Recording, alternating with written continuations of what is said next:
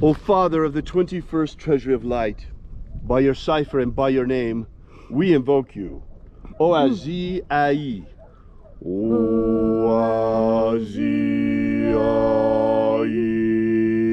Let the divine light descend. It is the intention of this ritual and our fervent prayer to establish human liberty worldwide. Establish. Protect homeless code. Restore the purity of our air. Restore the purity of our air. Of our water. Restore the purity of our water. Of our food. Restore the purity of our food. And our medicines. Restore the purity of our medicines. And the integrity of our elections. Restore the integrity of our elections. May all those who search for the abundant life promised by the living Jesus come to discover the truth of the God force energy all around us and how to nurture our everlasting souls with this living light. And then when death comes, may we shed this physical vessel and rise triumphant in our body of light directly into the kingdom of heaven, following the path opened for us by the living Jesus upon his ascension. All these things we ask in the name of the living Jesus. Amen. Amen. So mote it be. Take a moment now to again feel into your body. This ancient magical rite we are doing together helps you experience more God force energy within yourself. As you have more God force energy within you, so you are better able to communicate with others. And how is that?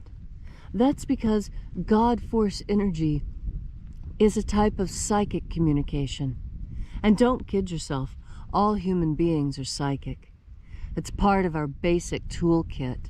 We don't have just 5 senses. Those are the 5 material senses of the physical body. We also have senses of the spiritual body. The spiritual body is fed on God force energy. And when you have more God force energy within you, it's easier for you to connect with others. And it's that connection that makes communication possible. Anthropologists have discovered that almost 90% of communication is nonverbal.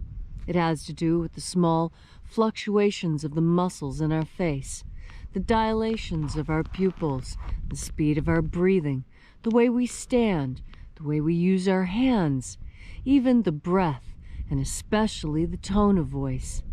There is so much information conveyed by a human being when they communicate. A lot of that information is lost when you move into print and type.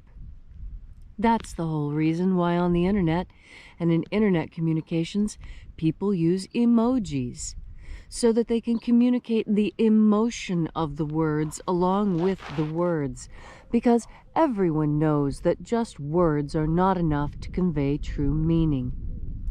This is an aspect of divine intervention. You see, it is an aspect of divine intervention that in order to communicate effectively, we need to be standing at least within 6 feet of each other. Why is that? Why do we need to be within 6 feet? Well, because that's how the energetic body is.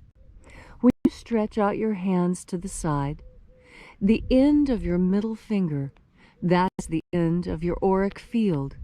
And when you swing it over your head, imagine your auric field going that high over your head, and then surrounding your body in that same wide field of energy. When you step into that 6-foot boundary within someone's energy, you're stepping into their energetic field, their personal morphogenetic field. And when you step into that morphogenetic field, you blend your 2 fields together. And this allows you to communicate psychically. This psychic communication, from simply standing close together, this is what we're seeking when we seek to move into crowds, and why we like being in large groups. We humans like the feeling of when our morphogenetic fields blend. And the more of us there are, the bigger the morphogenetic field gets, and the better we feel being in each other's company. I know this is the reason why. There are people who are trying to tell you that you need to make sure that you stand 6 feet away from someone. I'm telling you, they're trying to keep you from communicating with others. Don't let this happen. You have a right to communicate.